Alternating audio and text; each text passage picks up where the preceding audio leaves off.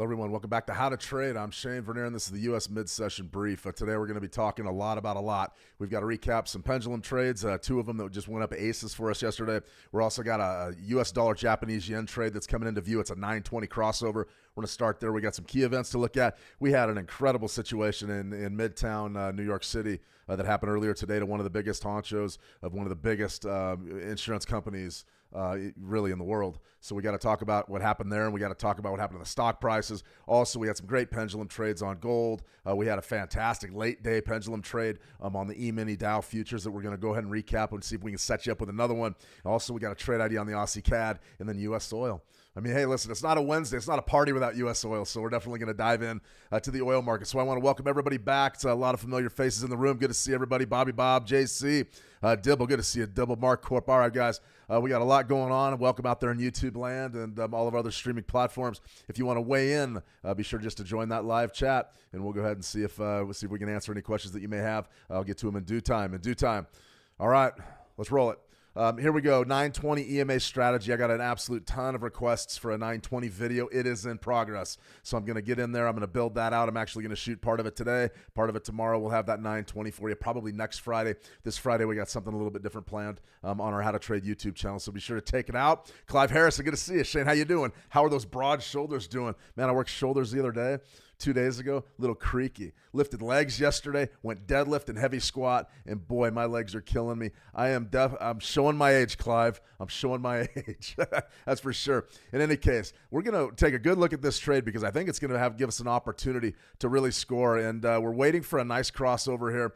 We just had, you're going to have to wait another 4 hours more than likely, but right here, 4-hour chart. I love the 4-hour chart on Forex, really any strategy. Now, I know everybody wants to scalp, and we want to get in and get out, but the 4-hour chart gives you a good chance, at least trading the majors, to get in on good ranges and good moves. And remember, I'm a hybrid trader. I look at my technicals and my fundamentals. My fundamentals, we have a market driver coming out in about 40 minutes that we need to be aware of that could definitely drive this trade. So remember our rules for our 920 EMA strategy. Number one, we're looking for crossovers. Of course, that's one way to trade it. If you're trading this conventionally, then you're short from way up here on that crossover. You probably took a little bit of a loss here or a break-even trade, but you got in on that massive trend and really scored on that. Now, what we're looking for here would be just another crossover. A 9 over the 20 would be a signal to buy this market, would be to buy the dollar yen.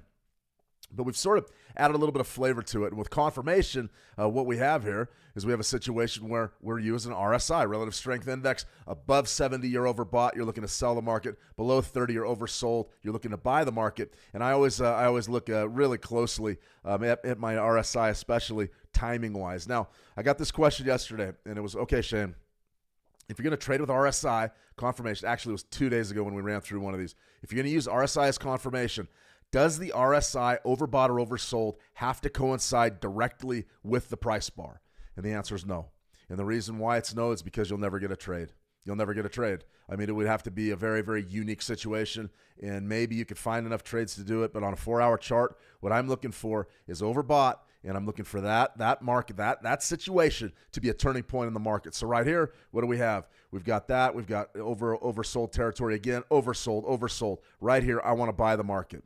The only way I can buy the market is if my 9, that's my red moving average, crosses over my 20, which is my blue or my anchor moving average. And you can see we're getting there. We're getting there right there. So then the next question will be, okay, Shane, well, what happens if we get a huge break? If we get a huge break on this next bar and we get our crossover, but we're actually in overbought territory, then what? Do I still buy it? I say, it's your discretion. I would do it. Absolutely. Because think about what we're saying. We're going to buy. We could be getting in on a big trend. A lot of trending markets get into overbought territory and they keep going.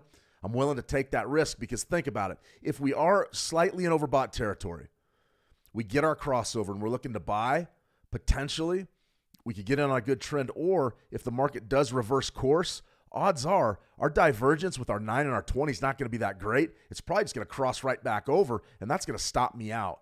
Now, a couple of ways to trade it in that situation. Let's say we get a massive break and we're up here somewhere, and our 9 crosses our 20 right down in here somewhere. Do I have to buy up here on that bar open? You don't. You can wait for a pullback to say you're 9. You could definitely do that. That's a way to do it. Right here, you'll see that's retracement trading, almost perfect. There's your break. You could have easily waited and sold your moving averages for a better entry point. So what I'm saying is there is a little bit of nuance to your entries, and there is some things that you need to watch. All that's going to be in our 920 video. It'll be out a week from Friday. Not this Friday. We got something else built in for you, but how to trade YouTube. Watch for that one if that's your kind of trading. I know a lot of you love crossover trading. For some reason, the entire world's on fire about the 9 EMA. I use a 13 EMA. That's my weapon of choice. But a 9 EMA, absolutely nothing wrong with that, especially if you're interested in short-term trading. I love the 4-hour chart for Forex, though. You can use this stuff on any time frame you like. Just remember, the smaller the time frame, the greater the granularity down to 1 minute and 5 minutes, the less reliable these indicators are, just because you're more than likely going to get into choppy trade conditions. Why? Because volumes are not consistent and order flows are not consistent. We do our best to trade when the markets are active. Using this 4-hour chart, admittedly, you're taking position trades. You really are. But I kind of like it as a nice swing trading approach. I think you can do very well with this time frame. But what I'm saying is, as far as designing your trade, I forgot to mention where the stop loss should be, right beneath that swing low. I'm a big believer in market structure and placing my stop losses where they actually mean something. My stop would be down here, a few pips beneath that swing low, and that would definitely be the area that I would be targeting to get out of the market. Always shade those a few pips. If your entry point's up here, you know what I always say, at least a 1-to-1, and I get more static than probably anybody out there. Shane, you can't trade 1-to-1s and make money. Well, I've been doing it since 2012, 2011, so you can do it. But just remember, this is a trend-following approach, so get at least a 1-to-1. I probably would be trading this style of strategy with a 1-to-2 or a 1-to-3. We're looking to get in on trends. So what's the market driver? What's going to send the markets directional today? This right here. This is about T-minus 34 minutes from now. Jay Powell's going to sit down. He's going to do an interview. I can't remember. It's some sort of Deal Books, or it's something. It's in New York City, I believe. But you're going to see an engagement there where he's going to talk policy for the last time before the 2-week blackout period, or not the 2-week blackout period, but the 10-day blackout period, something like that, going into December's Fed meeting. We will have that FOMC live. Be ready for this, though. Be ready for Jay Powell speaking, about 35 minutes. You're probably going to see a flood action into the markets. Right now, we have the most ambiguity and the most uncertainty with regards to Fed policy than we've had in 5 years. Remember COVID? COVID was easy. Onset of the COVID pandemic, slash interest rates to zero immediately. Pump liquidity into the system. Make sure that the world doesn't end financially. That's number one. Number two is going to be, what do we do after that? We start hiking rates, take the slack out of the system. It's been obvious for a long time. Monetary policy moving forward is no longer obvious, and it's going to get much more uncertain, especially when the new Trump administration assumes power on January 20th, and we start talking about tariffs, and we start talking about all these different trade wars and things. It's not necessarily going to be bad for us. It's just going to be different. And remember, if you want to trade all the action, be sure to get in on switchmarkets.com. They're going to show you exactly what you need to do to open a demo account, open a real account. We got all sorts of different accounts there. That's our partner broker. If you're in the United States, Switch Markets won't serve you, but who will is Owanda. Owanda is another one of our partner brokers, so be sure to get in there, check out Owanda, check out Switch if you need an out. I call them outs. I got about 5 or 6 different brokers. I call them outs. But if you need a broker, get in there, see what you can do or see what they can do for you. Sahil, good to see you. Which indicator? I am from India. Good to meet you, Sahil. Yeah, the indicators, that's going to be a 920 real basic crossover. I'm going to have a video out for it. Check out our YouTube channel. We got all that stuff. But the indicators, 9 EMA and a 20 EMA, and just line them up on the bar close. Like I said, I'm going to have all this for you in a video coming out in about a week. So this is big. Today was an interesting day. ADP employment, non-farm employment change, that's going to be our fundamental of the day. I'm going to completely ignore the ISM. We are going to talk about the EIA and WTI crude, and we just covered Powell. I don't know what Jay Powell's going to say. It's an interview format, though. Some of these interviews are relatively benign, and I expect it to be a real benign interview, but I do believe that Powell's going to be pressed on certain methodologies that the Fed uses, and I believe one of the biggest questions that you're going to hear, and the one that I want to hear, stress tests, bank stress tests. Is there angst in the banking sector? That's what I want to know. I really don't care what else Jay Powell has to say, because he's not going to tell us anything about rate cuts or rate hikes, but they are going to talk a little bit about expectations. There's going to be a lot of questions about Trump and tariffs there. I can't wait. Absolutely can't wait. Mark Corp, vote of confidence going on right now in the French government, likely to lose. Euro USD, anybody? Yeah, we're going to look at the Euro USD as well. Great call, Mark. It looks like the French government's going to fail. It's going to melt down. It looks like the right, Le Pen is sort of working her way in there. It's going to be interesting. Do we trade the CAC 40? I don't know. I really don't. I don't trade it, but we will go ahead and look at the Euro USD because that's a major player. Great observation, Mark. Absolutely fantastic. One news story that we do want to cover, though, is United Healthcare. That's the wrong button. United Healthcare here. You'll notice that we saw really incredible, absolutely incredible movement today, and really what I would call chaotic trading. And the reason why was United Healthcare CEO Brian Thompson fatally shot in a New York targeted attack. And like I said, I don't believe in conspiracies. I'm not a conspiracy theorist, but I don't believe in coincidences either. And if you look at the details of this attack, this was clearly, wow, was all I got to say is wow. Suspect is described as using a firearm with a silencer. I'll let you guys draw your own conclusions with that, but that sounds like a professional hit. What happened to United Group Incorporated, United Health Group Incorporated? You saw really a tremendous type of a deal here on the 30-minute chart. Right there to opening bell, ding, ding. Look where you did open, though. Down there, sort of going off the board yesterday. You were down, and then you were way up, and then you saw that big sell-off as soon as that news hit the wire. So what's important about United Health Group Incorporated? Well, number one, it's an absolutely huge stock. That's for sure and certain. But number two, you really are sort of in a territory where potentially you're coming up on some significant highs, and losing the CEO definitely brought indecision in there. That's sort of why I pulled this chart. I want everybody to understand what indecision does. And the reason why we would need to know this is because NFP is coming Friday. We're going to trade it live. But what I'm saying is right there, you saw really just an incredible amount of indecision. It's a doji. A doji formation signals that buyers don't know and sellers don't know. And what does all that mean? It means that we don't know. And if we don't know, it's going to be really tough to trade. So the market, the jury's still out here on United Healthcare. As far as, what would you look to invest in this? I would wait for the fallout to sort of settle, but you'll see right there, you're up at lofty levels, $610 a share. I'd probably wait for a bigger pullback because you just don't know what the fallout of something like this is going to be. I had to bring that up. I had a question about United Healthcare on a different platform earlier today. I do want to run through a few Pendulum trade ideas that we put out relatively. The second one we didn't pull out, but a trader in the room did show me the trade, and I was like, wow, that's a fantastic spot. This is one that we designed for you yesterday. This was on the E-mini Dow futures. If you're here in the United States, you're more than likely trading the E-mini Dow futures. So what you got right there was a 30-minute chart. I love the 30-minute time frame on that U.S. session. If you look at the U.S. session 30-minute time frame, you got a chance to succeed, especially with something like the pendulum. Now, if you don't know what the pendulum is, be sure to get into our trading room, the How to Trade trading room, and check it out. It's just in our strategy section. Just go in there, howtotrade.com. Go in, click on the pendulum. It's a 6-minute video. We've got all the tutorials and everything you need to get up and running with the pendulum correctly. This one goes out to pretty much everybody that was here yesterday and understands what the pendulum strategy already is. This one right here was beautiful. Opening bell yesterday. Opening bell, ding, ding. Big time sell-off, and there was our rally. Right about here, we came on the air, and I said, listen, we're trading at the 50% part of today's range. I would be very, very, very excited about getting a chance to either buy or sell either side of the range. And what do we have right there? There was your intraday high. Now, everybody's looking at these levels. Everybody is looking at these levels. They know exactly where the New York high is and the New York low is. The reason why those are important numbers is because that's where all the volume is.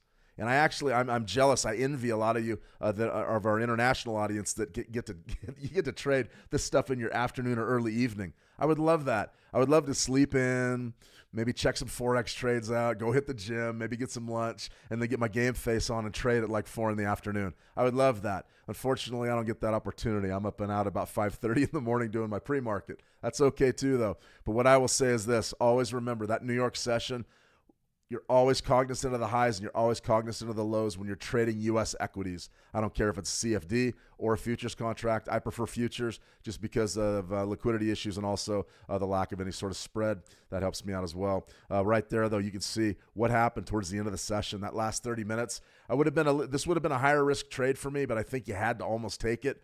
We talked about timing, maybe take it for the next hour and a half or so. We didn't get that luxury. We had a decision. You're either going to take that at the end of the day or you're not. And right there, you can see what happened. Bang, bang. Pretty darn good election, pretty darn good trade. Right up there, we tested out that high. That would have been your sell, and you would have been down in here somewhere towards the close if, in fact, you didn't make any money on the trade. So that would have been a fantastic one to take right on the close. How I would execute it, wait for that test. There would have been your entry, and then I would have got a little bit of a move there. Even if you didn't get your 50%, you probably did okay on that one. Now, the reason why we set up a pendulum on that is because we were in absolute rotation. It was a rotation session, meaning we were going flat.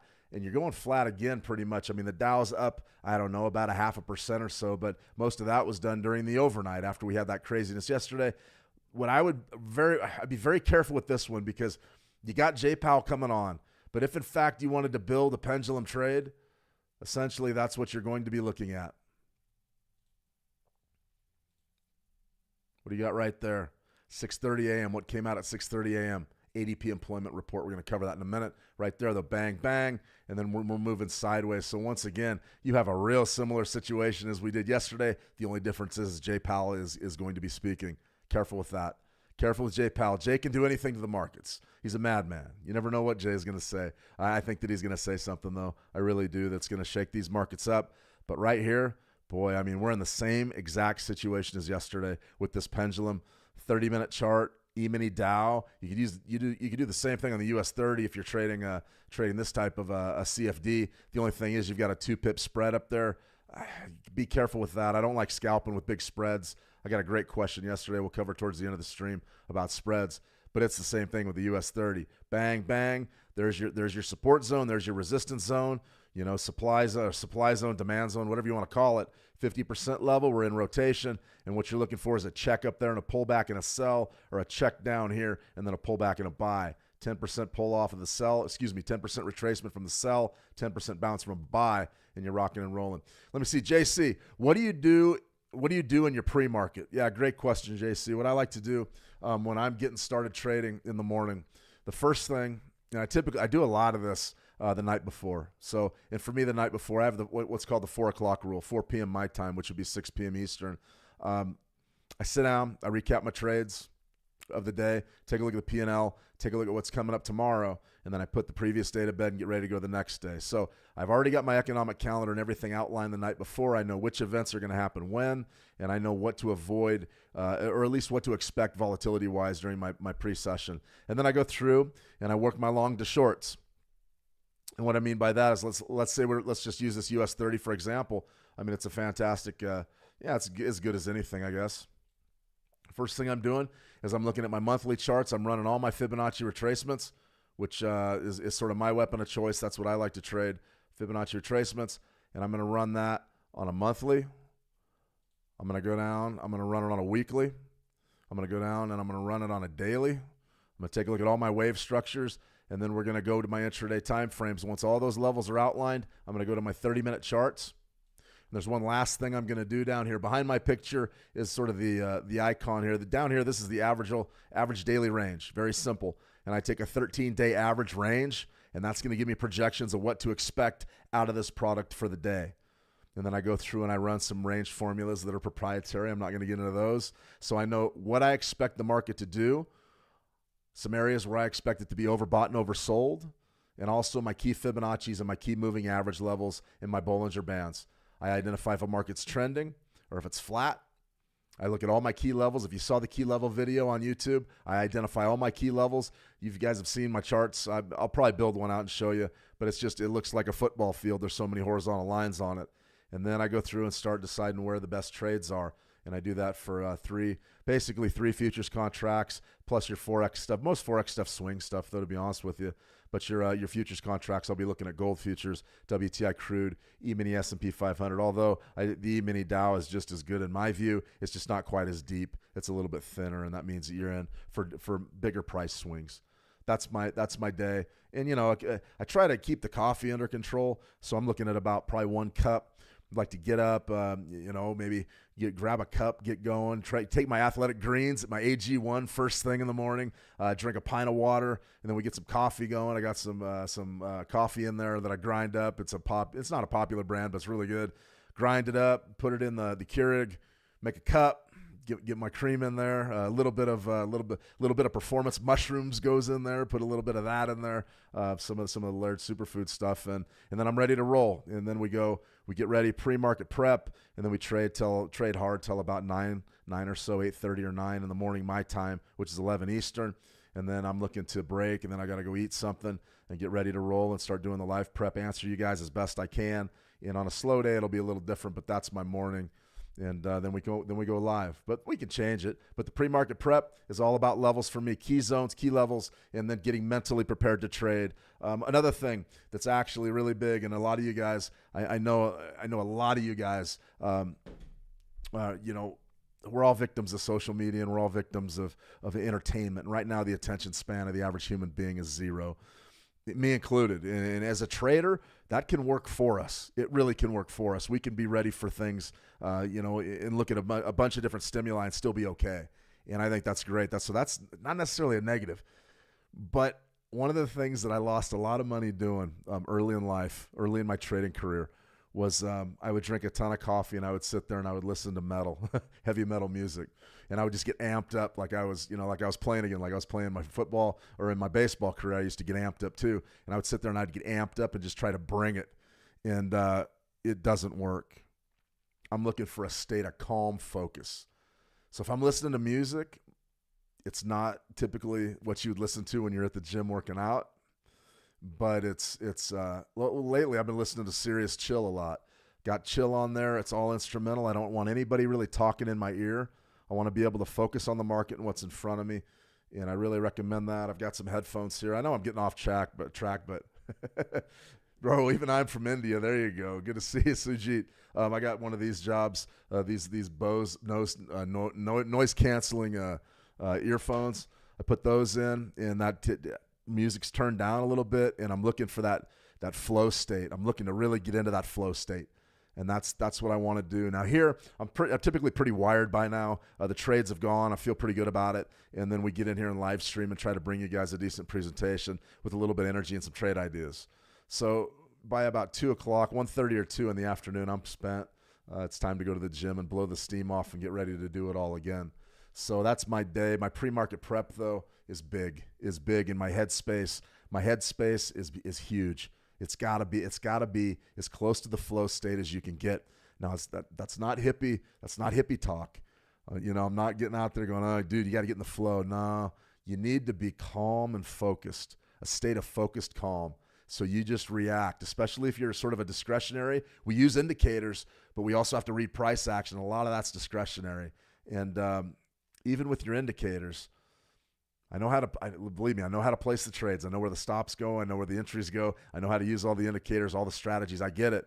But the biggest question you're going to have if you're not a pure systems trader is, what type of trade do I make right now? Do I buy the market or do I sell the market? And if you're in a flow state, your decisions are going to be pure. And by pure, I mean you're not going to question them.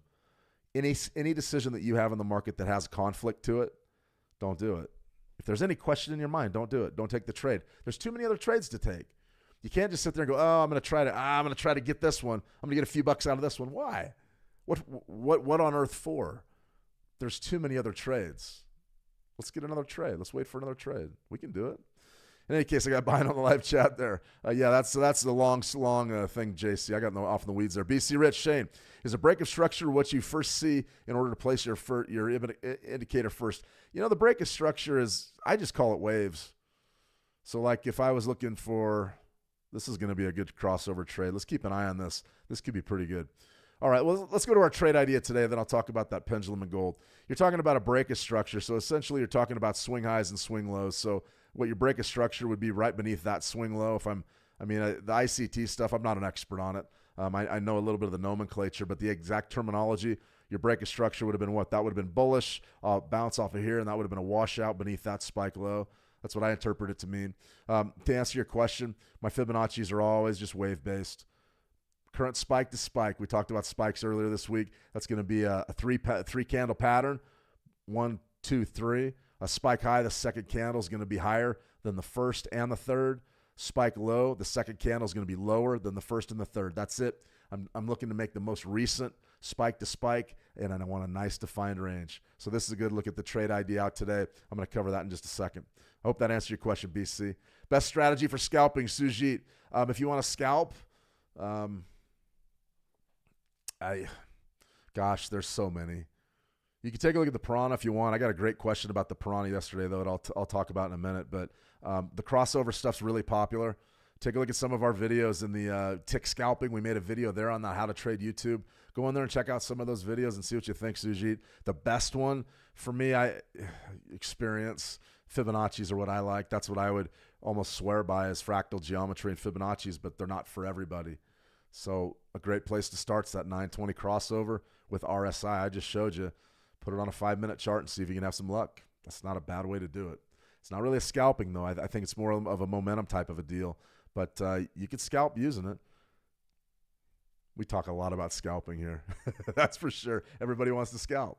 All right, guys. This was a great trade right here. Now, this one I did not outline yesterday on the. This wasn't actually an idea. You can see my little ticker here. We bought gold yesterday. That trade's working out fairly well. We're going to go back and do the macros for gold right here. You're welcome, Sujit. This area right here, I got a seasoned trader. If you guys, when you send me these ideas, you can say whether or not you want me to use your name in the live streams. I just always respect everybody's privacy. But this was a good call. I got a message yesterday afternoon here in the States, and it was from a seasoned trader that's been with us for a while.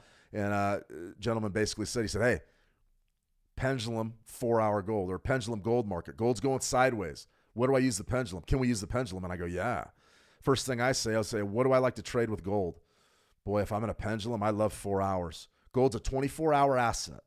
24-hour asset. So the difference between like an E-mini Dow, we just use a 30-minute chart, and like a gold's 24 hours. E-mini Dow, not so much. We want to focus on that U.S. session. We want to be in there when the liquidity's in there.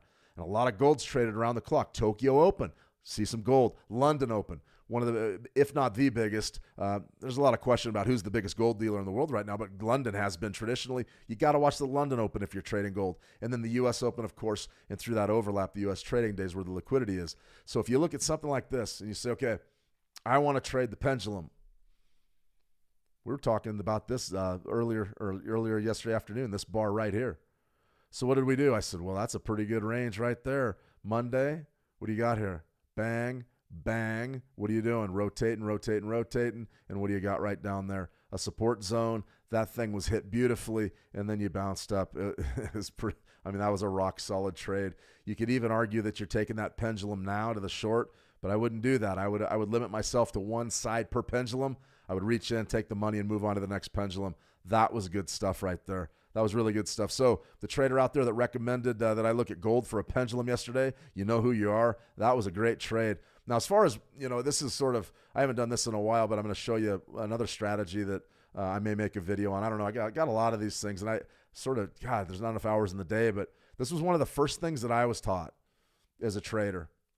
I was taught to use Bollinger Bands with my settings. I was taught to use a 13 EMA and really watch the weaves and watch market structure. But the first thing I was really taught was to identify when this thing trends and when it's moving sideways. When the market is trending and when it's moving sideways. That's the number one thing. And look at this. This was one of the first formations. I haven't talked about this in forever. It's an alligator. And it's very simple. The rules of the strategy were simple. When the gator's mouth is open, you trade. When the gator's mouth is closed, you don't trade. Well, right here, the gator's mouth is open, so you'd be looking to buy pullbacks or whatever and follow the pressure. Still open here. You could sell pullbacks, whatever. But here, you can see it really does look like an alligator. Some of you that are down in the southeast of the United States or down in Central America, I've seen the 1-ton Costa Rica crocodiles. I was fishing with a buddy in the mangroves outside of Capos in Costa Rica, and those crocodiles were bigger than the damn boat we were in. They really were, and terrified me. I never wanted to do that again. But it does look like a crocodile or an alligator with its mouth shut. Those are the teeth, the candles of the teeth. In any case, when you look at something like this, I was always taught never to trade a market when it's like that. And over the years, I said, no, this is actually pretty good trading. Why? It's range bound. We worked our pendulum in here and we got paid, but look at what else you could do. As long as you know what market drivers are coming, you could sell the upper Boley, you could buy the lower Boley, and just play reversion to the mean, meaning sell the upper extreme and buy the lower extreme of a range. that could be an extremely, extremely profitable way to trade. It really could be. That's your range. That's not a bad way to approach this market. In any case, I digress, but gold, definitely, we sort of had an interesting situation yesterday where the question came to me in the live chat, Shane, do I buy or sell gold right now? And I said, buy it. I want to be long. I don't want to be short. You'll see right here, we're in a very, very tight week, a lot of compression. Why? Friday's NFP, jobs day. All right, jobs day, you got to watch that. That's going to bring participation, but also what we have here is a long-term bullish trend. So anytime somebody asks me what I want to do I want to buy or do I want to sell, I'd say you buy with the trend. We've got a stiff long-term uptrend. You want to make your mistakes to the long. You don't want to make them to the short. And we do have things like stop losses. So, yeah, you stopped yourself out right there.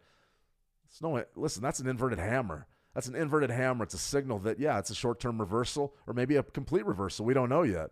But right here, I love that pullback. This area right in here, we just took the bid and we're up a few bucks. And these are demo dollars. This isn't real money. It's going to come a time when I'm trading real money here, and I welcome that. But for right now, we're going to keep doing demo dollars probably until the new year, right? Until I get clearance from corporate.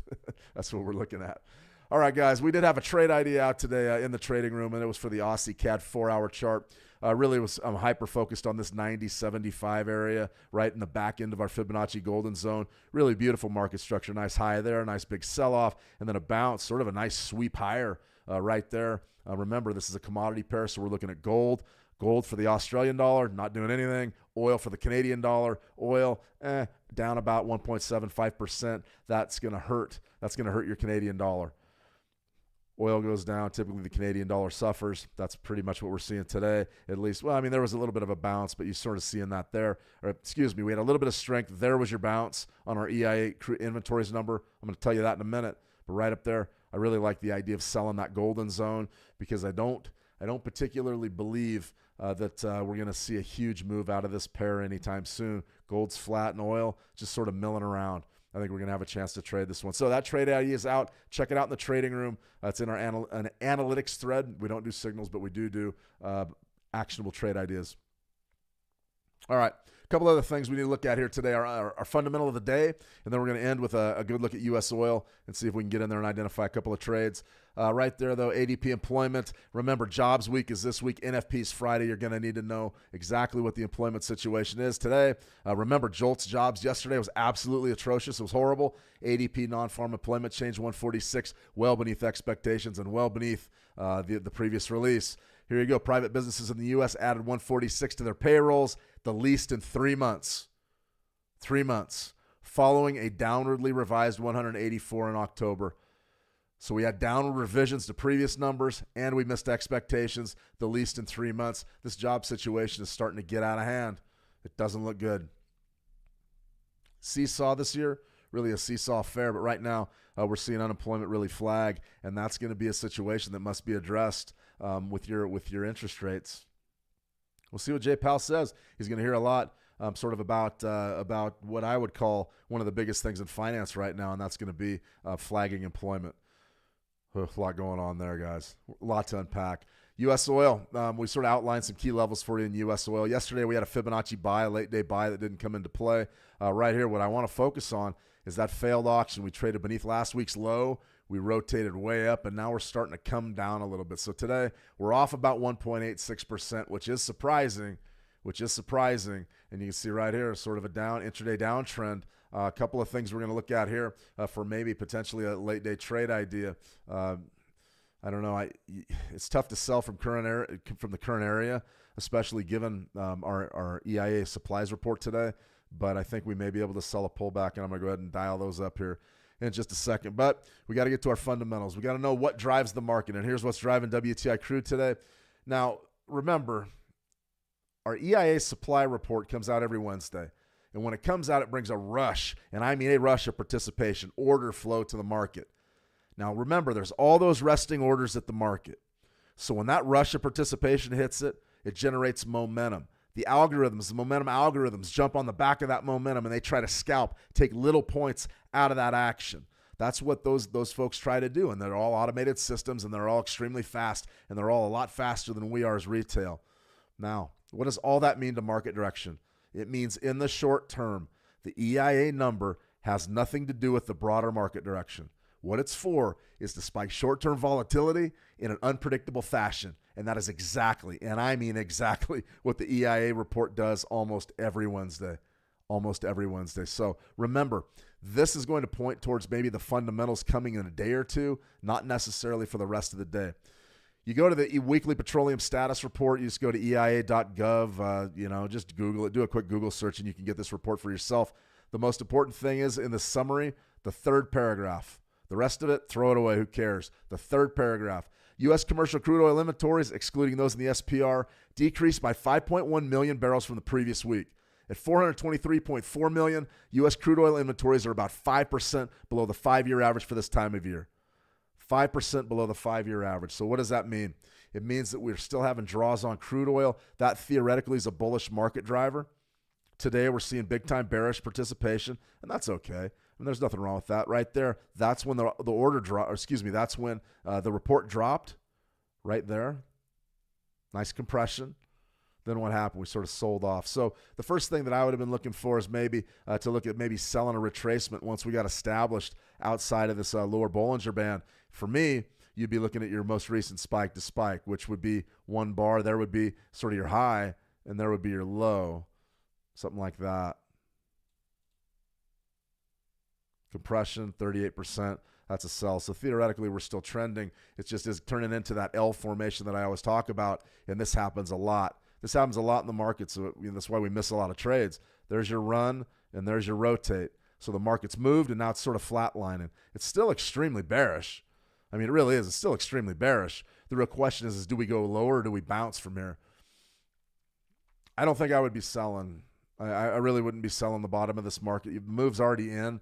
More than likely, we're just going to trade sideways, at least probably until the end of the day, or you may get some profit taking and a rebound. You could get that as well. You can see right here, retail traders clearly are digging in right there. There's a tremendous amount of stops. I can already tell you that right underneath the daily low. So the daily low right now is about 68.54 for U.S. oil. There are stop losses there, and a lot of times what happens is those stops, they either continue the trend, meaning they get run, and then the algos pile on and drive the market lower, or the retail traders win, and this area is protected down here, and you get that rotation back up into the daily range. It really is a tough call right now. I would stay out. I would look at my macros and see if, in fact, we can find maybe a better trade for tomorrow or the next day. One of the things that I did want to point out, I mean, the table really is set. The table really is set for a major breakout to the bear. Now, we've got some bullish market drivers for crude, and we have some bearish. The bearish market drivers, number one is we are going into the wintertime seasonality, and number two, we are also going into the new Trump administration, which is drill, baby, drill. And the idea there is to flood the world with oil, with cheaper oil, and make sure that you have really low energy prices to negatively impact inflation. That's the idea there. So those are bearish for oil. Those are wintertime seasonality is a bearish market driver, and also the Trump administration is a bearish market driver for crude. Now, the other side of that coin is what's bullish. Well, today's report is bullish. I mean, we're still showing a 5 million weekly draw. That's ridiculous. Now, they would argue, well, it's Thanksgiving travel, and I'd say, okay, but we're going to watch next week's numbers too, because I got a feeling that maybe they're not going to go back into positive territory. And the second thing is your geopolitical situation. Israel-Hamas war rages. Russia-Ukraine rages. We've got new action in Syria. So there's a lot of geopolitical things that are propping up the price of crude oil right now. In my view, and the number that I really would be very, very cognizant of if I was a trader, and I've showed, excuse me, I've outlined this level forever. Those of you that have been on his streams are probably going to tune out right now, but that's okay. Right there, minus 40. That's the true price. That was the true low of WTI crude after the COVID pandemic. Negative $40 a barrel, all right? Right there was your sell-off, bang. It's not reflected on your pricing charts. They only go to zero. Remember, crude oil did trade negative. Negative 40, right to that Russia-Ukraine spike high. This is a massive range from negative 40 to 129. Boy, you'd have loved to bought down there, huh? There's your pullback right around 64.50. That's my zone. That's the one that I want to buy. I want to buy that badly. I'm not really interested in buying WTI crude until then, other than, maybe your 30-minute intraday scalp. Now, the way that this trade more than likely is going to develop is you're going to have a low right there. Your low 66.59. That's going to be November's low. October's low is down there at 66.36. That is incredibly tight, about 23 pips. More than likely, you're going to see a washout. You'll see a washout and a breakout of that type of compression right there inside month, very tight November. You're going to see a breakout more than likely. And once you get that breakout, there's your bid down there at 64.50. That's going to be tough. That's going to be a tough one to beat. But what I will say is if we want to get aggressive selling this thing, wait for this little breakout right here. We'll see a spike of order flow and volume beneath November and October right there. The other pressure point you got to really watch is that low down there at 65.29. So that area between 66.60 and 65.29 is going to be big. But once we break here, I think we're looking to sell pullbacks all the way down to 64.50, and that's where we're going to take our bids. I don't know that area is going to hold, though. It's a good short-term trade, but once that area gets washed out, we're going a lot lower. I think that we follow. Once 64.50 is gone, I think you fall away big time, and I think it goes down to like the mid-50s. I think we're going to be probably by the end of January, if there's a smooth transfer of power here in the United States, you're going to be probably at 57.50, somewhere in there. That would be my guess. Something to think about there. All right, everybody, I'm going to go ahead and sign off. I had one question. Let me see. Jay Ski, war in Ukraine is a driver, 100%. Absolutely 100%, Jay. That's a great observation. I think the geopolitical uncertainty is the only thing keeping us afloat in WTI crude. We know we're going to drill. We know we're going to try to do things like open the Keystone pipeline and get more oil to market. That's bearish. Winter seasonality is bearish. But also, what about the Fed? I didn't even really talk about the Fed. What about the Fed? What if they don't cut rates? Hawkish dollar, bearish for WTI crude. That being said, World War III is definitely going to be bullish. So 6 of one, half a dozen of the other. All right, guys, great stream. Thank you for joining me. We saw a lot of new faces in the live chat. That's fantastic. If you guys ever need anything, swing by howtotrade.com. Click on my picture. Send me a private message.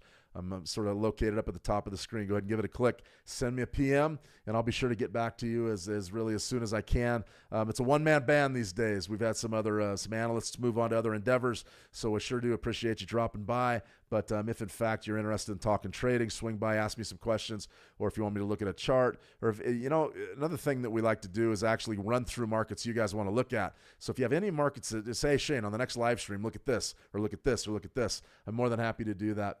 So I try to highlight a few, and if you guys bring a few, then we'll be sure to get in there and knock them out. All right, everybody, I'm going to sign off for now. I want to thank you. Trade the action well, and we'll talk soon. See ya.